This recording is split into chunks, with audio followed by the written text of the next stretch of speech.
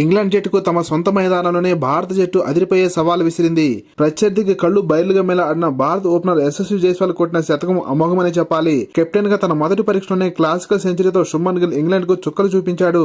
Anderson Tendulkar ట్రోఫీలో భాగంగా England మరియు భారత జట్టు తమ మొదటి టెస్ట్ లో తలపడ్డాయి. సాధారణంగా ఇంగ్లాండ్ లోని లీడ్స్ పిచ్ మొదటి రోజు బౌలింగ్ కు అనుకూలంగా ఉంటుంది కాబట్టి ఇంగ్లాండ్ కెప్టెన్ టాస్ కలిసి బౌలింగ్ తీసుకున్నాడు.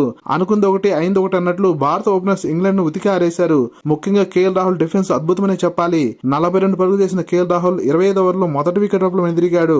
ఆండర్సన్, స్టోర్ట్ బ్రాడ్ లాంటి మేటి బౌలర్స్ లేని ఇంగ్లాండ్ బౌలింగ్ దళాన్ని చీల్చి చెండాడిన జైస్వాల్ హాఫ్ సెంచరీ తర్వాత మరింత రెచ్చిపోయాడు. ఈ మ్యాచ్ తో టెస్ట్ అరంగేట్రం చేసిన సాయి సుదర్శన్ డకౌట్ అయినప్పటికీ భారత నయా కెప్టెన్ శుభ్మన్ గిల్ ఇంగ్లాండ్ కు చుక్కలు చూపించాడు. జైస్వాల్ 90లో ఉన్నప్పుడు నొప్పి తీవ్రంగా ఇబ్బంది పెట్టింది.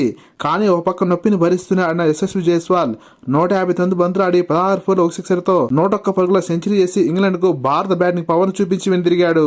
శుభ్మన్ గిల్ కు జతగాసిన డేంజరస్ ప్లేయర్ రిషబ్ పంత్ అనుకున్నట్టుగానే భారీ షాట్లతో రెచ్చిపోయాడు. ఒక పక్క వికెట్ల పడక మరో పక్క ధారాళంగా పరుగులిస్తున్న ఇంగ్లాండ్ కు భారత్ ను ఎలా నిలువరించాలో అర్థం కాక తల్ల పట్టుకుంది.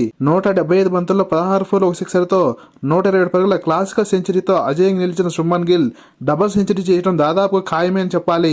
సూపర్ హాఫ్ సెంచరీతో రెచ్చిపోయిన రిషబ్ పంత్ 65 పరుగులు చేసి సెంచరీ వైపు అడుగులు వేస్తూ ఉన్నాడు. భారత జట్టు మొదటి రోజు ఆట ముగిసే సమయానికి 85 ఓవర్లలో 3 వికెట్ల నష్టానికి 359 పరుగులు చేసి భారీ స్కోర్ దిశగా పరుగులు పెడుతుంది. ఈ టెస్ట్ రెండో రోజు ఇంగ్లాండ్ కనుక భారత్ ను నిలువరించకపోతే భారత విజయం దాదాపుగా ఖాయమే. లేటెస్ట్ క్రికెట్ అప్డేట్స్ కోసం వీడియో లైక్ చేసి ఛానల్ సబ్స్క్రైబ్ చేస్తాను ఆశిస్తున్నాం.